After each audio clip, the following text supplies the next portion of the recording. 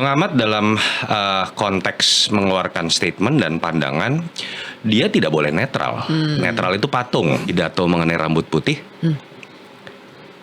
yaitu saya yang bikin. Wah, Apakah ada yang tidak nyaman? Iya. apakah pada saat itu Mas Toto sudah tegas mengatakan bahwa saya tidak bisa bantu Prabowo, saya tidak bisa bantu Gibran? Ya. Jadi bener ya, memang serius waktu itu ya, menduetkan Prabowo Ganjar ya. Saya paling dongkol dengan perubahan sikap Pak Jokowi. Apakah 2024 ada ancaman? Saya harus mengatakan ada yang tidak suka dengan statement-statement saya yang keras.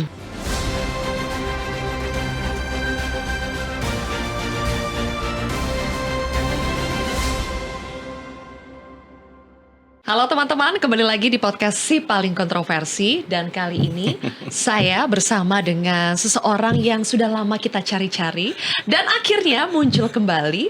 Sempat mau kita juluki si paling pamit dari sosmed, karena terakhir nge-sosmed itu di Twitter 14 November 2023. Bersama kita saat ini Direktur Eksekutif Carta Politika Mas Yunarto Wijaya. Mas Toto, I'm back. pada tepuk tangan loh. Jadi what happened now? Enggak sih, pertama harus ralat dulu. Sudah enggak 14 November 2023. Apa Jadi tuh? kemarin kayaknya bulan Maret atau April saya udah say hi lagi ke Iya. Twitter. Halo dunia Twitter. Nah, after 4 bulan lebih lah ya memang. Ya jadi emang pamit. Kenapa? Sebenarnya pamit kan nggak harus kenapa. Bisa aja bosen main Twitter. Masa sih? Bisa aja bosen main sosmed. Tapi kan ini ada kalimat, semoga pemilu betul-betul bisa berjalan sesuai dengan cita-cita demokrasi yang kita gaungkan.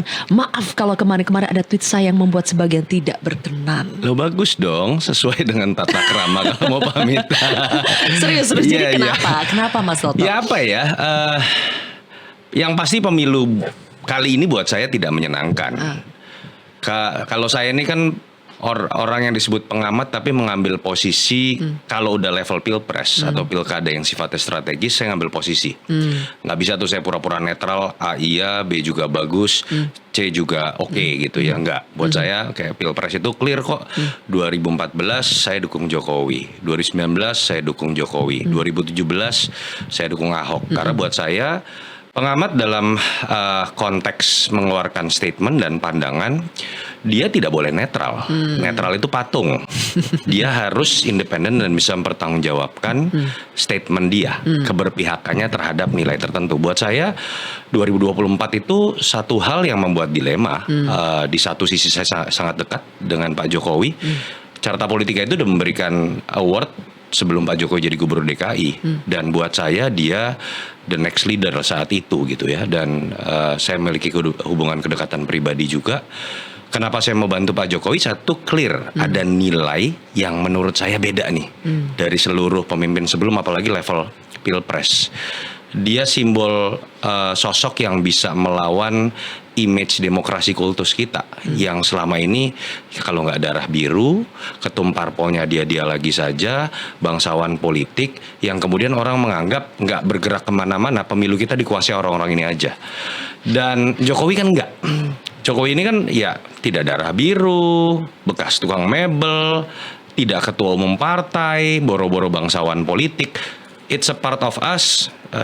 Jokowi adalah kita kalau kita ingat istilah itu gitu ya. Dan 2024 kan ada hal yang jungkir balik 180 derajat. Orang yang tadinya kita konotasikan menjadi simbol demokrasi bottom up, yang bisa mengikis apa yang disebut dengan politik dinasti yang sifatnya top down, tidak melahirkan regenerasi dan kaderisasi.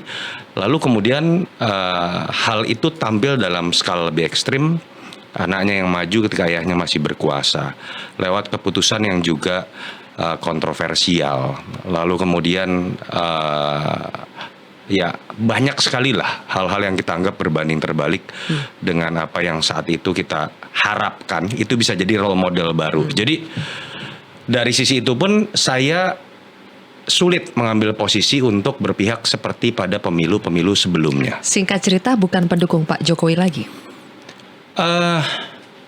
Dari awal saya nggak pernah menerjemahkan saya bagian dari pendukung Jokowi sebagai sosok. Bahwa kebetulan dari nilai-nilai yang saya yakini, Jokowi paling tidak sampai periode kedua pertengahan masih menganut nilai-nilai tersebut, saya dilihat lebih dekat dengan Pak Jokowi. Jadi seketika nilai-nilai itu nggak ada kan simpel. Kita kan bukan bicara menjadi anak buahnya Jokowi, anak buahnya Megawati, anak buahnya Erlangga Hartarto dan lain-lain, tidak. Jadi pada saat pemilu kemarin satu faktor itu penjelasannya. Faktor lain ya kan banyak yang spekulasi tuh, mau diancam lah, Iya. mau dibunuh dan segala macam. Bener gak tuh? 2019 kan jelas di browsing saya pernah mengalami tuh satu dari 5 tokoh yang memang diancam. Saya sempat ngerasain dijaga 8 atau 7 Densus anti teror ya saat itu. Apakah 2024 ada ancaman? Saya harus mengatakan ada yang tidak suka dengan statement-statement saya yang keras. Apakah bentuknya ancaman seperti 2019? Tidak sampai seperti itu. Apakah saya takut sampai saya mundurkan diri? Enggak, sama sekali. Tapi kenapa kemudian saya mengambil keputusan itu? Pertama, saya memang tidak nyaman dengan kondisi pemilunya. Kedua, saya hormati keluarga. Kenapa? Keluarga pernah punya trauma apa yang terjadi pada 2019. Jadi ketika mendapatkan cerita itu lagi, saya nggak mau umbar dan segala macam. Saya putuskan aja sebenarnya cuma mundur dari Twitter sih, entah kenapa jadi heboh.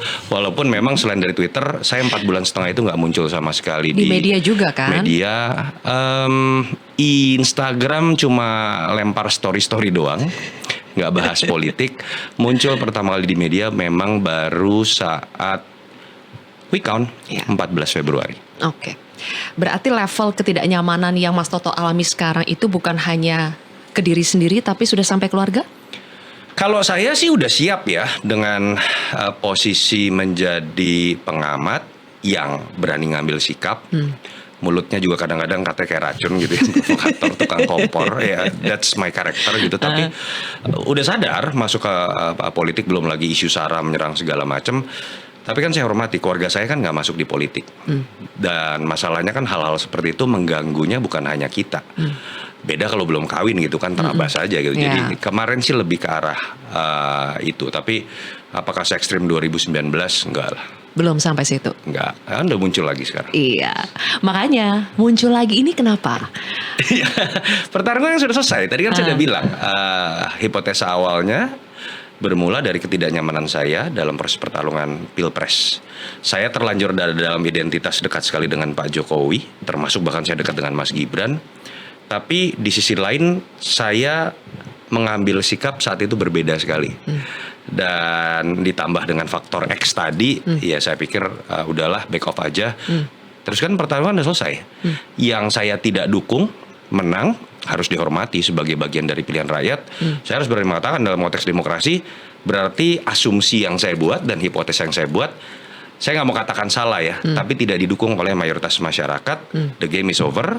Kita berharap pemerintahan Prabowo Gibran baik beneran, dan semoga asumsi-asumsi saya salah, hal-hal yang terkait hal-hal negatif. Ya udah, berarti kan segala sesuatu harus berjalan normal lagi. Diundang Zilvia harus datang. Sebelum kita akhiri topik ini ya Mas Toto, ini pertanyaan terakhir untuk topik ini nih. Jadi Mas Toto itu memang pamit atas kemauan sendiri dengan berbagai alasan tadi, atau memang ada spesifik permintaan dari istana?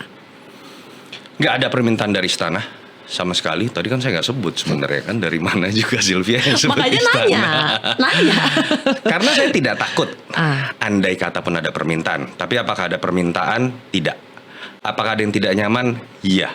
Silahkan diterjemahkan sendiri yang tidak nyaman dengan kritik saya terhadap politik dinasti, keputusan MK dan lain-lain gitu ya. Tapi itu keputusan saya pribadi yang didasarkan pada faktor penghormatan saya kepada keluarga yang mungkin akan ngerasa terganggu karena 2019 kita pernah ngalamin hal yang lebih ekstrim. Oke. Ganti topik. Padahal mau nanya lagi, bisa disebutkan siapa yang tidak nyaman itu? Biarkan menjadi misteri. Kadang-kadang lebih seru itu. Oke. Kita hargai ya. Sekarang masuk ke hasil Pilpres nih, Mas Toto. Iya. kita tahu kan Mas Toto mendukung atau apalah bahasanya ya. Tapi kita bisa melihat bahwa sikap Mas Toto adalah memihak kepada pasangan Ganjar Mahfud. Saya sebagai warga negara milih Ganjar Mahfud. Ya kan, sudah jelas itu. Melihat hasilnya, perolehan suara terakhir Ganjar Mahfud itu 16,7 ya, kalau tidak salah, sekitar 16%-an, 16,47. Apakah itu Lebih hafal dia. Nah kan, mengejutkan. Kok kita tahu kemungkinannya karena survei-survei terakhir menempatkan Ganjar Mahfud itu di urutan terakhir. Tapi angkanya itu loh, Mas Toto. Apakah mengira gak angkanya sampai sebegitunya? Enggak. Karena sebetulnya lembaga survei kan sudah punya data yang sifatnya dipublish dan tidak. Apakah saya melakukan survei pada katakanlah sebulan terakhir? Ada 2 kali kita melakukan survei.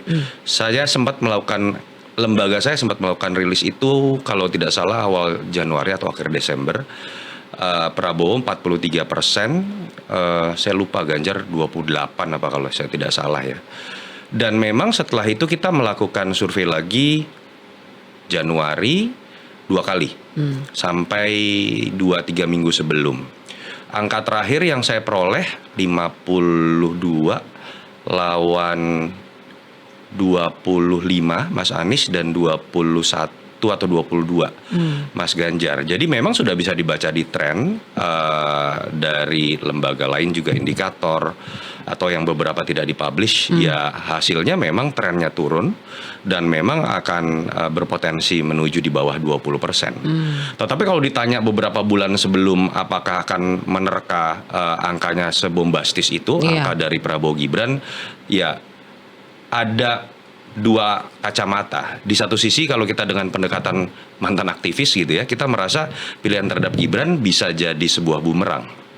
Karena artinya kan seperti yang saya katakan tadi, Pak Jokowi mengambil sikap yang bisa mengecewakan orang-orang yang dulu punya harapan bahwa Jokowi ini simbol the real demokrasi gitu kan.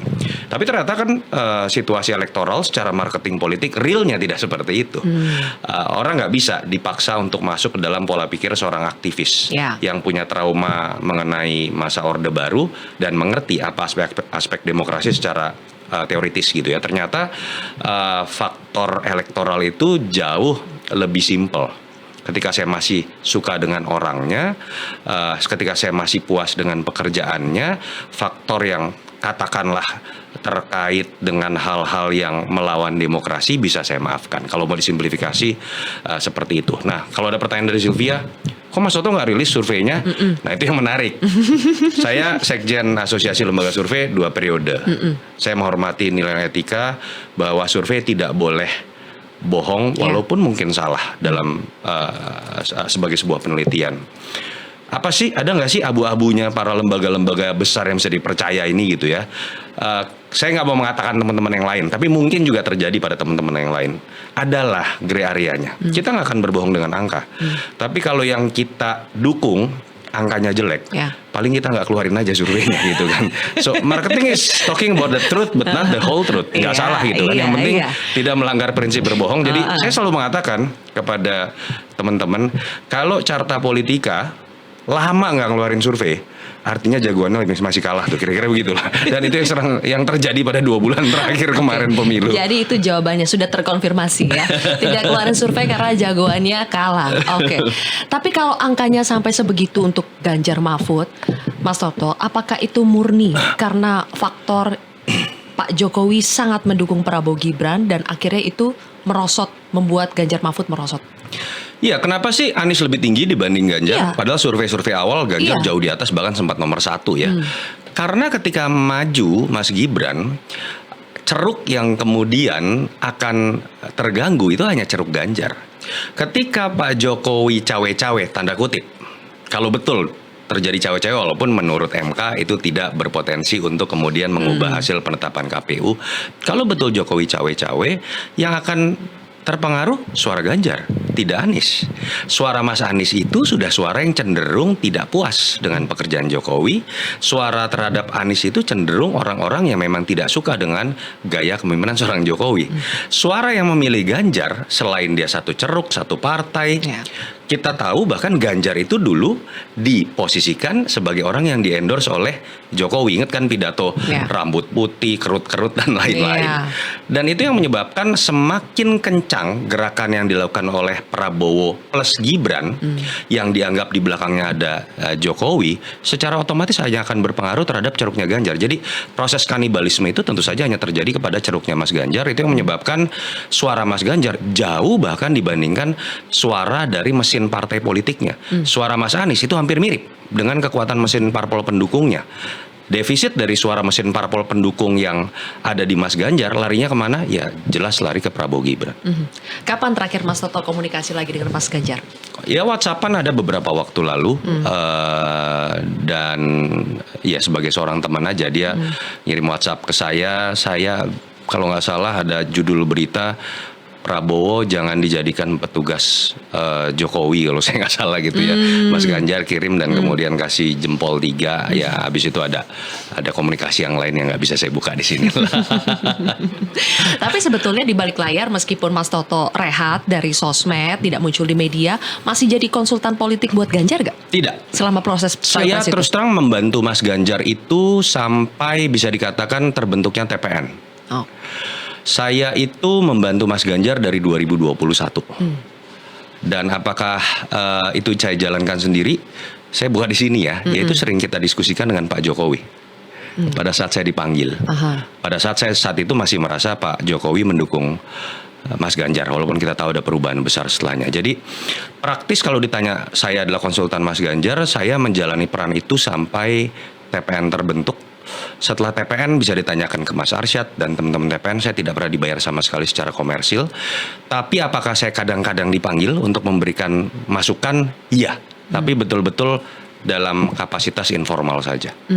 Jadi yang 2021 itu Mas Toto maksudnya sebetulnya Mas Toto, Pak Jokowi dan Ganjar itu sebetulnya sering berkomunikasikah untuk nanti di 2024 mendorong Ganjar menjadi capres? Saya tidak pernah mengatakan bertiga ya. Tapi saya kan hampir rutin ya ketemu Pak Jokowi, ya sering dipanggil lah. Dalam konteks waktu itu ya Pak Jokowi lebih banyak berdiskusi mengenai Mas Ganjar. Termasuk pidato mengenai rambut putih. Yaitu saya yang bikin. Bukan saya yang bikin. Saya yang menyertakan kalimat itu pada saat dalam sebuah diskusi 4 mata dengan Pak Jokowi. Itu kan kalau nggak salah bulan November 2022. Ya saya yang menyertakan kalimat tentang rambut putih yang akhirnya dipakai Pak Jokowi di acara GBK atau apalah saya lupa kalau nggak salah di Senayan. Jadi tapi saya juga mengerti bahwa ada perubahan-perubahan besar setelah itu yang membuat akhirnya Pak Jokowi mendukung Prabowo, dan buat saya itu lumrah. Yang tidak lumrah adalah kemudian anaknya yang dimajukan di dalam Pilpres. Jadi ini bukan tentang Prabowo dan bukan tentang Ganjar. Buat saya pertentangan batinnya adalah ada nilai demokrasi yang tadi saya tidak harapkan menjadi sebuah keputusan dari presiden yang harusnya saya anggap sebagai orang paling demokratis dari sisi latar belakangnya, tapi mengambil sikap yang berbeda. Jadi sampai 2021 itu penasaran ya pasti. Penasaran lah. Baru kita dengar ini ternyata Mas Toto nih pembisiknya. Karena waktu itu pembisik pasti banyak. Banyak, tapi salah satunya ya, salah satu sampai mungkin ada kata-kata loh. Nggak boleh GR sama Pak Jokowi itu. Rumus pertama menjadi orang yang disebut dekat dengan Jokowi adalah tidak boleh GR dan merasa Anda adalah orang paling dekat dengan Pak Jokowi. Pengamat politik nih, saya dipanggil misalnya. Saya dari awal udah meyakini. Alah, paling sebelumnya ada Mas Burhan, ada Mas Saiful Munjani, dan dia pasti sudah menangkap. Dan kalau Pak Jokowi merasa tidak tahu, kita jangan merasa kita lebih pintar. Itu dia sedang menggunakan ilmu tai chi, menyerap ilmu dengan kepura-pura tidak tahuannya gitu, kira-kira begitu. Oke, tapi menarik ya kalau sampai entah masukan dari mana kemudian diturutin oleh Pak Jokowi, akhirnya keluar kata-kata narasi rambut putih, ciri-ciri pemimpin itu dan sebagainya. Perubahan paling besar Mas Toto, menurut Mas Toto itu apa yang membuat Pak Jokowi itu berubah dari pilihan Ganjar ke pilihan Prabowo? Menurut saya pertama mungkin ya, ini kan semua hipotesa, kesoktahuan saja. Mungkin Pak Jokowi saat itu pun sebetulnya belum 100% mendukung Mas Ganjar. Tetap ada dua pilihan, Pak Prabowo dengan Mas Ganjar. Dan kalau ditanya secara chemistry, kemungkinan lebih nyaman dengan Pak Prabowo dikarenakan faktor lingkup kerjanya sama-sama, hampir tiap hari bertemu, minimal ratas ada seminggu sekali atau 2 kali. Mas Ganjar ketemunya kan jarang-jarang, dan keterbukaan itu mungkin lebih bisa dilakukan kepada Pak Prabowo karena Mas Ganjar biar bagaimanapun adalah kader PDI Perjuangan, di situ ada Ibu Mega. Mungkin pada titik itu dalam proses perjalanan, karena lebih sering bertemu, lebih sering berdiskusi, lebih mendalam, dan Pak Prabowo lebih bisa mengambil keputusan cepat. Pada titik itu mungkin menurut saya ada chemistry yang merasa lebih nyambung. Dan kemudian adalah kita tahu peristiwa-peristiwa yang mungkin juga anggaplah berpengaruh seperti gagalnya Piala Dunia U20, lalu katakanlah mungkin pada saat pengambilan keputusan di deklarasi batu tulis Pak Jokowi katanya kan diberitahunya mendadak. Mungkin ada beberapa faktor psikologis yang akhirnya berpengaruh, tetapi itu kan rentetannya ya. Saya saat itu juga merasa kenapa kemudian kalau pertanyaannya Pak Jokowi saat 2021-2022 cenderung orang lihatnya mendukung Mas Ganjar. Mungkin Pak Jokowi juga realistis melihat yang surveinya tinggi. Jadi ketika terjadi U20 surveinya Mas Ganjar kesalip, lalu kemudian makin naik Pak Prabowo, mungkin juga salah satu alasan yang muncul akhirnya dan dihitung oleh Pak Jokowi adalah saya kan pengen dukung yang menang, udah ngedukung orang kemudian kalah, malu-maluin gitu kan sebagai seorang presiden. Pada titik itu menurut saya juga mungkin ada variabel rasional, realistis secara elektoral yang Pak Jokowi hitung, kayaknya kalau dari sisi tren Prabowo akan lebih kuat. Tapi jadi bablas ketika anaknya Gibran maju jadi cawapres. Makin bahaya pertanyaannya. Nggak bahaya dah. Gimana Mas Toto? Ya itu titik protes saya ada di situ.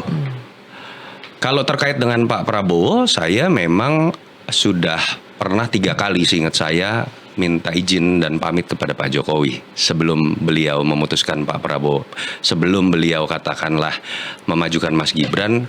Saya kan tetap melihat ada cabang dukungan, cabang kepada Mas Ganjar, nah aja cabang kepada Pak Prabowo.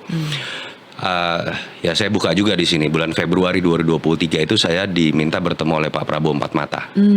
Bulan Maret dilanjutkan, kita sempat melakukan sebuah survei. Sebetulnya pertemuan pertama saya ngobrol 3,5 jam, dan bisa dikatakan itu pertama kalinya saya bertemu dengan Pak Prabowo dan 4 mata. Dan beliau meminta untuk saya membantu saat itu.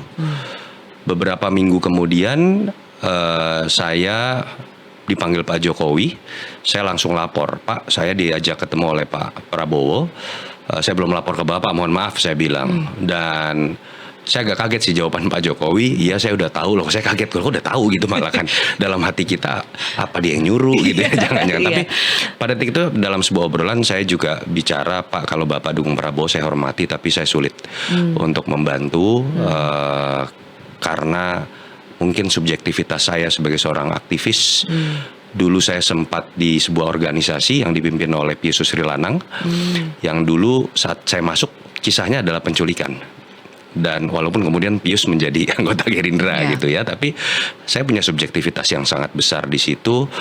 Dan ya akhirnya berjalan seperti itu. Nah kemudian ketika Mas Gibran kemudian maju, saya ingat pamitan saya terakhir itu ke Pak Jokowi bulan Agustus itu 2023. Terakhir saya bilang saya nggak bisa bantu. Seingat saya saat itu Pak Jokowi bahkan masih berbicara minta tolong saya ngobrol juga dengan Mas Gibran untuk ya terus terang saat itu Pak Jokowi lebih mengarahkan beliau Mas Gibran. Jadi beliau nih gara-gara udah terpilih wapres gitu ya, ceplosan lebih ke arah ke DKI. Jadi kalau sampai ditanya Agustus 2023 pengalaman saya pribadi menyatakan seperti itu, bahwa sampai saat itu yang saya dengar langsung dari Pak Jokowi, beliau pun belum merasa srek dengan isu-isu terkait dengan Mas Gibran menjadi cawapres. Tapi kan apakah Pak Jokowi terbuka dengan saya apa adanya atau tidak, saya nggak tahu. Dan memang mungkin karena beliau tahu saya sering WhatsAppan, rajin komunikasi dengan Mas Gibran as a friend gitu ya. Dan memang betul saya rajin WhatsAppan, tukar pikiran juga. Tapi setelah itu apa yang terjadi udah misteri buat saya. Itu terakhir komunikasi dengan Pak Jokowi. Dengan Pak Jokowi empat mata yang biasanya rutin terakhir Agustus 2023.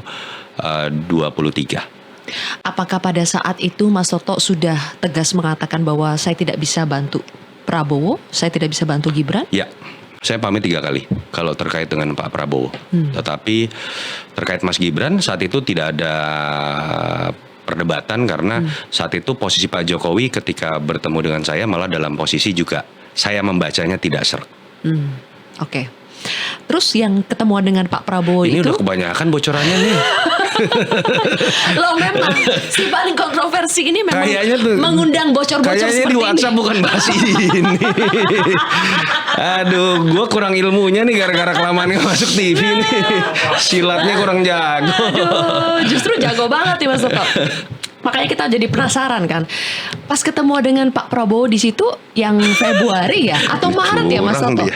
Itu udah Februari dan Maret. Februari dan Maret. Itu Mas Toto sudah tegas tidak bisa membantu Pak Prabowo. Tidak, tentu saja tidak. Spesifiknya permintaan Pak Prabowo apa? Bantu saya. Oh. Saat itu bahasa yang keluar adalah bantu pasangan Prabowo Ganjar. Jadi bener ya, memang serius waktu itu ya menduetkan Prabowo Ganjar ya. Nambah lagi. Ya, kalau saya memang apa yang saya rasakan langsung ya dan alami langsung ya saya ceritakan. Toh sekarang sudah menjadi sebuah sejarah. Saya pikir kalau saya buka bisa jadi pembelajaran politik. Ada hal-hal empiris yang pernah terjadi dalam sejarah politik 2024. Terus Mas Toto terkejut gak ketika diminta bantuan Prabowo Ganjar itu? Atau Tidak. sudah menduga? Tidak. Saya merasa saat itu mungkin bukan hanya saya ya. Kalau saya lihat dari pertemuan-pertemuan Pak Prabowo yang minimal diposting di IG Pak Prabowo, saat itu mulai terlihat sekali Pak Prabowo mungkin memanggil beberapa orang yang dianggap dekat dengan Pak Jokowi. Salah satunya yang diposting oleh, saya lupa apakah di IG Pak Prabowo atau Wisnu Tama diundang juga. Itu kan orang yang sangat dekat dengan Pak Jokowi ya. Jadi saya menangkapnya saat itu adalah ini upaya Pak Prabowo. Saat itu isunya kalau tidak salah timingnya tuh hampir bersamaan dengan pertemuan di Kebumen yang di Pematang Sawah itu. Yang Jokowi, Ganjar, Prabowo. Iya. Saat itu kan orang perang tuh, pendukung Prabowo bilang Prabowo Ganjar. Pendukung Ganjar bilang Ganjar Prabowo. Iya. Surveinya saat itu masih lebih tinggi Mas Ganjar sehingga lalu kemudian PDI Perjuangan juga lebih tinggi dibanding Gerindra. Jadi dalam logika elektoral orang lebih mungkin melihat Ganjar Prabowo. Saya menduga Pak Prabowo ya tentu saja dan saya sangat mengerti beliau tidak ingin menjadi nomor 2. Salah satunya kan ingin memastikan dukungan dari Pak Lurah gitu ya sebutannya. Itu adalah ketika bisa mendekati orang-orang yang mungkin dianggap dekat. Mungkin saya salah satu pengamat yang dianggap dekat. Mungkin ada pengamat-pengamat lain juga nggak cerita, saya nggak tahu ya. Tapi Wisnu Tama saya lihat juga diajak bertemu. Katakanlah ada media saat itu yang diajak bertemu Mbak Najwa Shihab, Nana. Mungkin juga itu bagian dari upaya-upaya itu. Jadi saya diminta saat itu saya mengatakan terus terang bahasa saya harus tunggu Pak Jokowi seperti apa. Dan memang saat itu kita tidak bisa membaca secara absolut gitu ya. Dan kemudian saya melakukan survei 1 kali saat itu Pak Prabowo nomor 2, Mas Ganjar nomor 1, Mas Anies nomor 3. Kalau saya tidak salah bulan Februari Maret gitu ya. Dan ya sudah setelah itu saya bertemu lagi bulan Maret. Yang TikToknya kan nama Mayor Teddy nih yang sekarang lagi terkenal banget.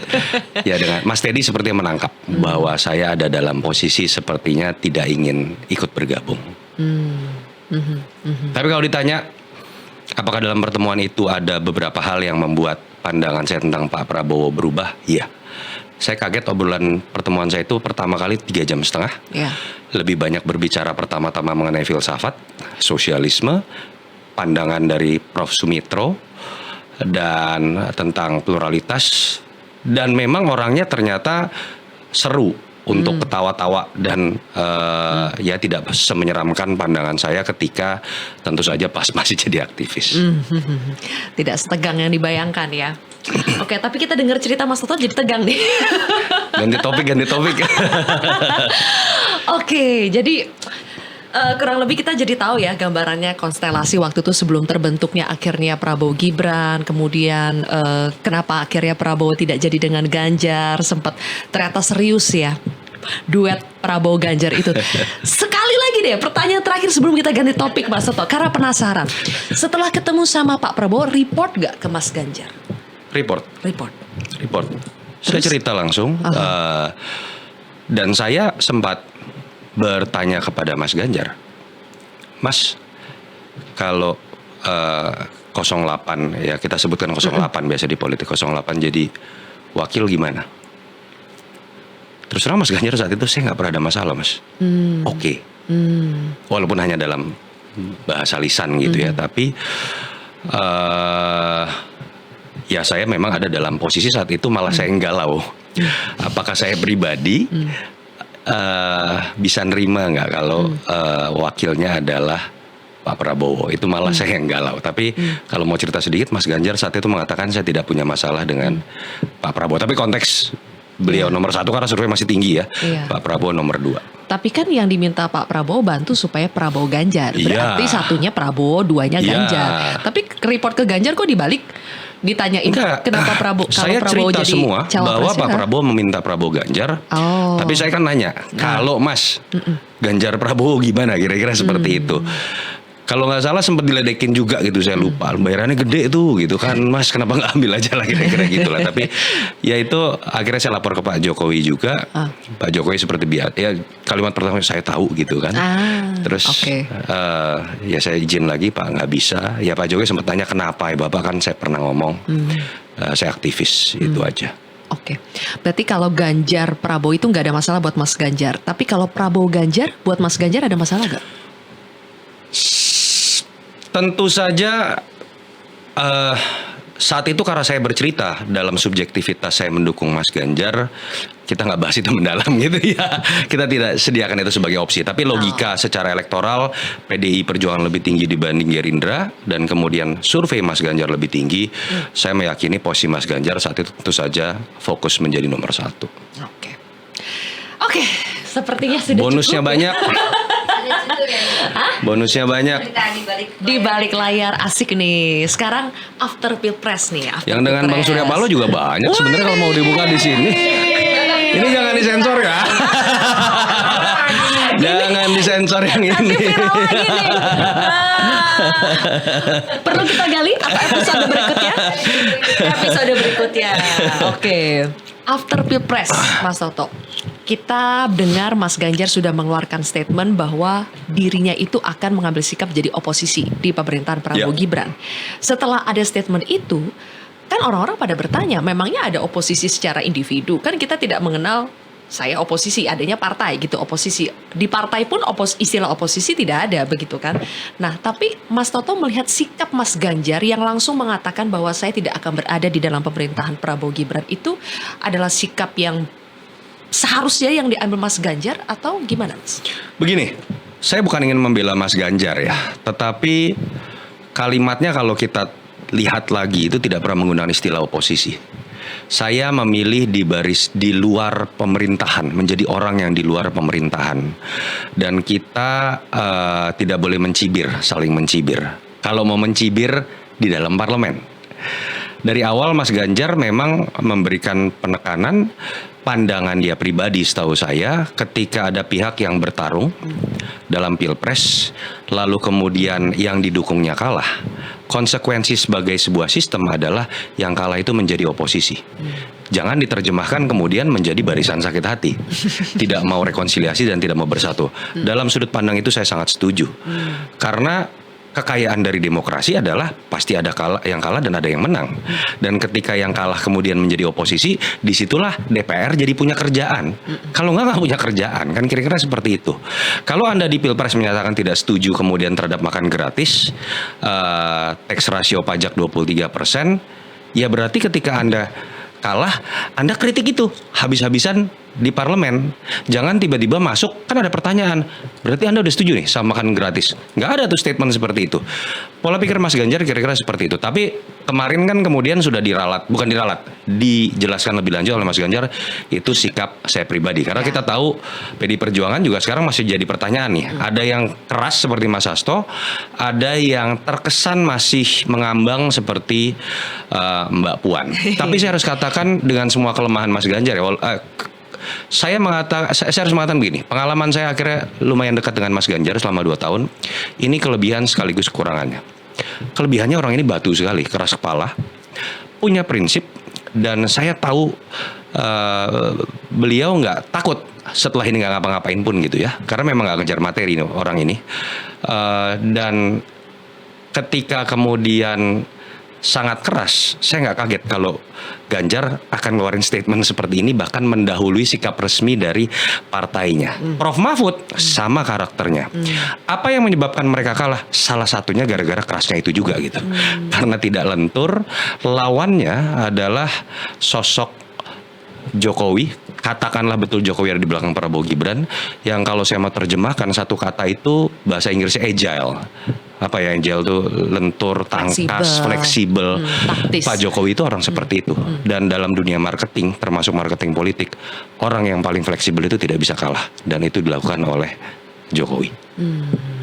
Oke, itu kan sikap Mas Ganjar yang kata Mas Toto kadang-kadang seperti mendahului, seperti kita ingat waktu Mas Ganjar menggulirkan usul hak angket. Ya. Nah, tapi PDI Perjuangannya itu bagaimana Mas Toto? Apakah betul ini hanya semata menunggu Rakernas PDI Perjuangan, atau memang bocorannya ada kegalauan, ada dua faksi di PDI Perjuangan. Yang satu menginginkan masuk ke dalam pemerintah Prabowo Gibran, yang satu tidak mau. Ya, kalau kita coba membaca pattern dari karakter pengambilan keputusan di PDI Perjuangan, kan dua faksi ini kan bukan sekarang saja ya. Dulu kalau kita ingat di masa-masa PSBY, ada almarhum Taufik Kimas, ada Ibu Mega. Ada beberapa momen yang menunjukkan ada dua faksi dengan dua pola pikir yang berbeda. Bu Mega cenderung keras bersikap, Pak Taufik cenderung lebih kompromistis. Dulu sempat isunya ada tawaran menteri, Pak Taufik sudah berkomunikasi, Ibu Mega keras. Bahkan dianggap, bahkan sempat diisukan ada sampai pisah rumah dan segala macam, saya tidak tahu. Tapi orang kan sering menganggap bahwa gaya berpolitik Mbak Puan itu lebih mirip Pak Taufik Kimas. Yang kita tahu sekarang megang peranan makin penting nih dalam pengambilan keputusan di PDI Perjuangan, karena beliau juga sudah jadi ketua DPR. Ibu Mega di sisi lain masih formal adalah ketua umum PDI Perjuangan. Jadi nggak salah kalau kemudian ada orang menduga sepertinya ada beda pola pikir nih antara Ibu Mega dengan Mbak Puan. Dan itu mungkin bisa dibaca dari orang yang paling dekat dengan Ibu Mega, paling sering bertemu, Mas Hasto, keras sekali. Ada juga Mas Pacul yang misalnya sangat dekat dengan Mbak Puan, cenderung kan kita tahu ya, Korea ini gitu kan. Jadi saya menduga memang ada perbedaan pola pikir. Tapi kalau ditanya, partai ini masih milik Ibu Mega, keputusannya akan diambil Ibu Mega. Akan kemana kalau menurut Mas Toto? Di luar? Saya melihat paling tidak sampai pelantikan mungkin akan tetap memposisikan diri di luar. Sehingga kemudian bahwa kemudian nanti ada perkembangan yang berbeda dalam perjalanan setahun 2 tahun berikut, itu mungkin bisa dinamis ya. Tapi kan kita tahu Ibu Mega sebetulnya dengan Pak Prabowo tidak pernah ada masalah, bahkan sangat dekat, jauh lebih dulu dekat dibandingkan Pak Prabowo dekat dengan Jokowi. Tapi dalam konteks sekarang, Ibu Mega mungkin masih melihat Pak Prabowo dengan Pak Jokowi dengan Gibran masih satu kesatuan, paling tidak sampai pelantikan. Saya pikir Ibu Mega akan mengambil posisi di luar. Apakah karena itu juga, karena Bu Mega melihat bertiga ini satu paket, makanya agak sulit ketemu Bu Mega dengan Pak Prabowo? Kalau bertemu saya yakin iya. Akan terjadi sebelum pelantikan. Tetapi apakah itu adalah simbol dari keputusan Ibu Mega luluh dan kemudian akan masuk ke dalam pemerintahan Prabowo Gibran? Menurut saya tidak. Saya termasuk yang sering mengkritik Ibu Mega, baik pada saat mendorong Pak Jokowi maju, itu artinya kan saya ingin Pak Jokowi yang jadi capres, bukan Ibu Mega. Ketika saya ingin mendorong Mas Ganjar maju, itu artinya kan saya tidak ingin dinastinya Megawati yang kemudian maju. Dan ini bukan tentang pandangan terhadap sosok, pandangan saya tentang nilai. Harusnya yang bottom up yang maju loh gitu, jangan yang top down terus. Tapi di sisi lain saya harus akui, atau kritik saya terhadap gaya komunikasi Bu Mega itu kan ampun-ampunan memang ya. Tadi kalau mau saya sebut Ganjar keras, Prof Mahfud keras, batu. Ini baja gitu ya. Dan saya harus mengatakan kalau dari si marketing politik, kan sering kali ya orang tuh di dalam dunia pop culture itu menganggap ibu-ibu kalau sudah tua cerewet atau nyebelin. Mungkin itu yang kemudian digoreng oleh lawan-lawan politik dengan mudah. Kan paling enak tuh goreng Ibu Mega kalau udah keluar kalimat ketusnya itu kan langsung digoreng habis kan, yang kena kan PDI semua gitu ya. Saya harus katakan memang itu bermasalah sekali gaya komunikasi Ibu Mega. Tapi prinsip beliau dalam konteks memilih calon-calon dalam nilai-nilai keberagaman, dalam konteks nggak mudah dibeli dengan tawaran menteri, jabatan, dan uang, paling nggak saya harus akui dia orang yang paling punya prinsip. Dan dilihat dari sisi itu, kayaknya tidak mudah untuk, bahkan untuk seorang Pak Prabowo pun, minimal sampai masa pelantikan untuk bisa meluluhkan hati Ibu Mega. Berarti apakah wacana untuk membentuk presidential club itu juga sulit terwujud dengan prinsip Bu Mega yang seperti itu, Mas Toto? Bayangkan coba, Bu Mega, Pak Jokowi, Pak SBY jadi satu klub. Kayak mana itu nanti? Dan Pak Prabowo dong. Dan Pak Prabowo. Kan presiden terpilih ikutan juga.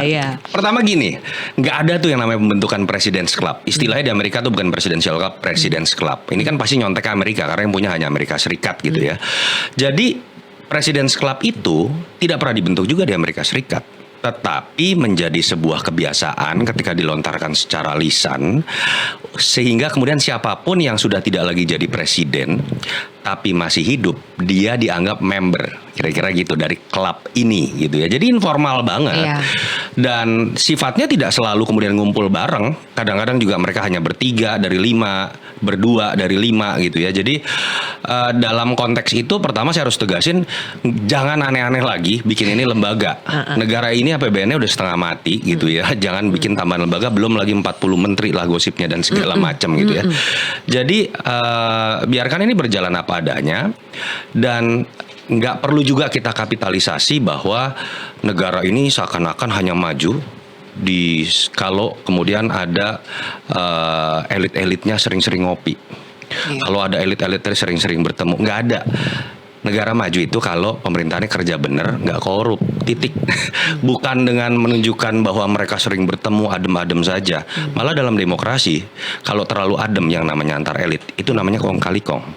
Itu namanya oligarki, berpotensi menjadi kartel. Jadi saya yang tidak nyaman dalam wacana beberapa bulan terakhir itu adalah seakan-akan tugas presiden terpilih adalah hanya merangkul, melakukan rekonsiliasi, dan persatuan nasional.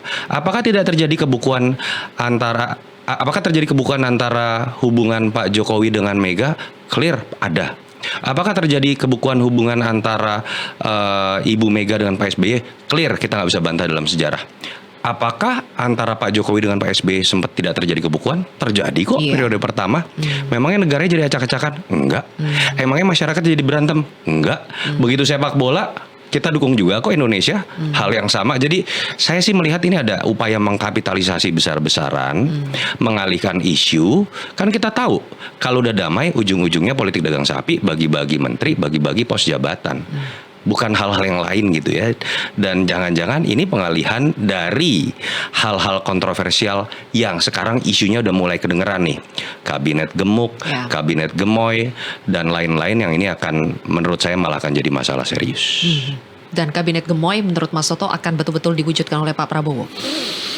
Saya berharap tidak ya, karena sejarahnya kan kita tidak pernah punya kalau isunya benar 40 menteri, Pak Soeharto itu hanya pernah paling banyak itu kalau saya tidak salah 29 menteri di Kabinet Pembangunan 6 kalau saya tidak salah.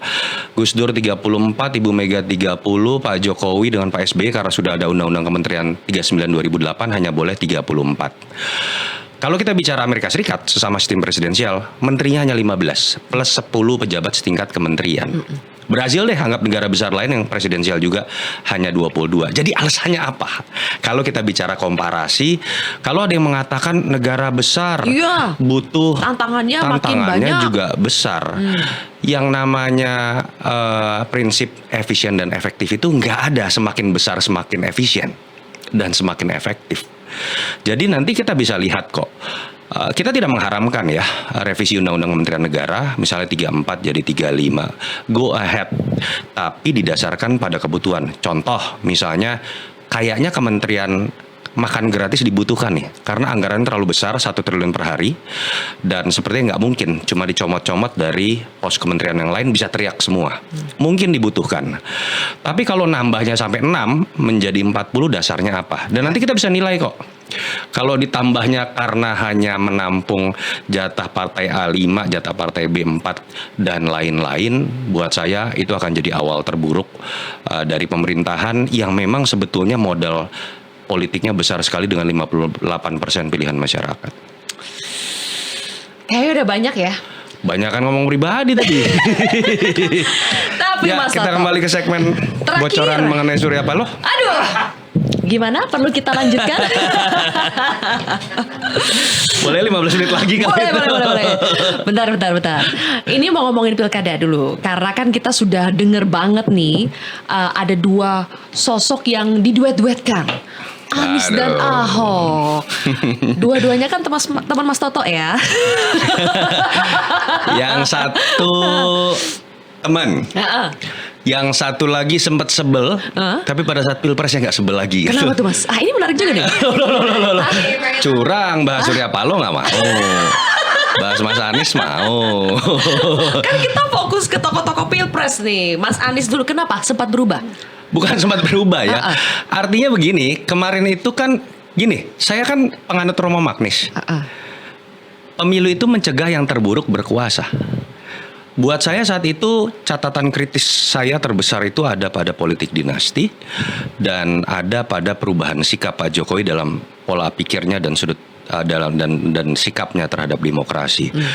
Bahwa Anies buat saya tetap ada sebuah cacat sejarah. Menurut saya dia tetap menjadi bagian dari, saya tidak mengatakan pelaku ya, tapi menikmati sebuah proses permainan politik sara. Buat saya tetap tidak termaafkan. Tapi kalau saat itu diurut, hati saya merasa paling dongkol dengan nilai-nilai seperti apa yang tampil dalam pemilu. Saya paling dongkol dengan keputusan MK. Saya paling dongkol dengan perubahan sikap Pak Jokowi. Pada titik itu saya melihat Mas Anies tidak negatif seperti yang saya lihat pasca pemilu Pilkada DKI 2017. Tapi apa sampai membuat Mas Toto berpikir cocok nih duet Anies Ahok di Pilkada? Enggak. Langsung enggak. Bukan karena Mas Anies dan sejarahnya di Pilkada 2017 ya. Hasil Mas Anies kan juga saya harus akui, seperti saya mengakui Pak Prabowo Gibran, saya menyatakan dia membuat sebuah hal yang tidak termaafkan dalam politik terkait politik sara, tapi mayoritas publik tidak melihat seperti itu. Pada saat dia sudah terpilih, saya harus menghormati pandangan saya tidak diterima dalam demokrasi di Jakarta. Jadi setelah itu saya lebih baik mengkritik dan melihat Mas Anies dari sisi kerjanya. Dan apakah Mas Anies seluruhnya bisa dikatakan jelek, tidak lebih bagus dibanding Ahok? Integrasi terhadap transportasi umum di Jakarta kita harus katakan bagus. Tetapi bahwa saya sebagai warga melihat Waduk Ria Rio tidak banyak pengerukan lagi depan rumah saya soalnya. Lalu saya jarang melihat pasukan oranye dan biru. Lalu kemudian saya tidak melihat lagi seorang gubernur sering doorstop ketika masuk ke balai kota. Itu catatan kritis juga buat Mas Anies. Balik ke pertanyaan Anies Ahok, bukan karena itu saya melihat pasangan ini nggak mungkin berduet ya. Pertama, sesuai dengan aturan KPU tidak boleh gubernur yang pernah jadi gubernur jadi wagub. Itu satu. Andai kata diperbolehkan pun, kan sekarang apapun bisa nih, tinggal uji MK, asal dekat, jebret gitu ya, kira-kira gitu pandangannya kan. Tapi andai kata diperbolehkan pun, tidak pantas rasanya seseorang yang pernah jadi gubernur hanya menjadi wakil gubernur hanya karena pengen ikut bagian kekuasaan. Wakil gubernur itu ban serep sama kayak wakil presiden dalam sistem presidensial. Yang ketiga, kita harus akui kok level 2 orang ini gubernur. Coba saya tanya, mungkin nggak dari Anies dan Ahok ada yang mau ngalah jadi wagub? Ahok kita tahu karakternya seperti apa, eksekutor. Anies levelnya udah calon presiden loh, masa tiba-tiba jadi wagub? Menyatukan ego dua partai yang dianggap paling mungkin mengusungnya, katakanlah PKS nih, karena kan Nasdem PKB katanya akan masuk dalam Prabowo Gibran, belum tentu ke Anies katanya. PDI menyokong Ahok. PDI gengsi menurut saya untuk kemudian menjadi nomor 2, PKS lebih gengsi lagi karena sekarang PKS pemenang mengalahkan PDI Perjuangan. Jadi saya melihat dibanding duet lebih baik duel. Karena apa? Karena secara rasional itu akan jadi pemilu DKI paling keren. Dua-duanya pernah jadi gubernur. Kita bisa berdebatnya legasi lu sama legasi gue bagusan mana. Kerja gue sama kerja lu terkait penanganan sampah, penanganan banjir, dan penanganan kemacetan bagusan mana. Tapi dengan catatan ya, kalau mau duel jangan ada Sarah lagi. Udah kira-kira gitu. Oke deh kalau begitu. Terakhir. Apa lagi? Terakhir. Karena Mas Toto tadi dari awal sudah menceritakan bagaimana sejarah. Gua terbocor nih di sini nih. Si paling bocor jadinya ya. Terakhir karena Mas Toto tadi sudah menguraikan sejarah relationship antara Mas Toto dengan Pak Jokowi yang sempat dekat. Pak Jokowi kan sebentar lagi sudah mau pensiun jadi presiden. Apa pesan Mas Toto? Iya, pertama jangan dipikir musuhan ya. Saya dengan Mas Gibran itu selama masa kampanye WhatsAppan terus, ledek-ledekan till now. Jadi ada hal yang harus dipisahkan. Walaupun sampai sekarang belum pernah ketemu Pak Jokowi 4 mata lagi. Nah, pesan saya belajar dari sejarah Pak Jokowi. Nilai terbesar yang akan jadi legacy adalah pekerjaan Anda, bukan anak Anda, bukan mantu Anda, bukan juga dengan pekerjaan yang akan dilakukan oleh presiden terpilih. Pak Jokowi sudah melakukan pekerjaan luar biasa. Sebagai seorang surveyor kita harus mengakui saya tidak pernah melihat kepuasan publik setinggi ini bertahan bahkan naik jelang masa pensiun. Tidak terjadi bahkan di negara maju, apalagi di presiden sebelum di Indonesia. Jokowi di mata publik secara emosional dan secara rasional, kita harus akui presiden yang paling stabil bisa mempertahankan citranya di mata publik mayoritas. Tapi catatan kritisnya adalah dengan pengambilan keputusan terhadap majunya Mas Gibran, saya ingin memberikan catatan kritis saja walaupun Mas Gibran menang, Pak Prabowo menang. Pak Jokowi harus menyadari akan ada kondisi psikologis yang berbeda ketika beliau tidak lagi menjadi presiden. Masyarakat kita dengan mudahnya sering melupakan orang yang sudah menjadi mantan. Itu terjadi pada Pak SBY. Jadi pastikanlah sisa 6 bulan dengan segala kontroversi yang sudah ada, paling tidak minimalkanlah kontroversi-kontroversi lain yang mungkin terkait dengan kritik yang ada. Isu KKN, isu dinasti, yang notabene kita tahu pada zaman Pak Harto banyak sekali pengikutnya tahun 97 ketika sudah banyak kritik Pak Harto sudah tidak usah maju lagi, yang kemudian memaksa Pak Harto untuk maju lagi dengan mengatasnamakan rakyat masih cinta. Ketika terjadi hal yang extraordinary, Pak Harto ditinggalkan, orang pertama yang meminta beliau mundur itu juga adalah orang-orang yang mendorongnya maju dan memaksanya maju.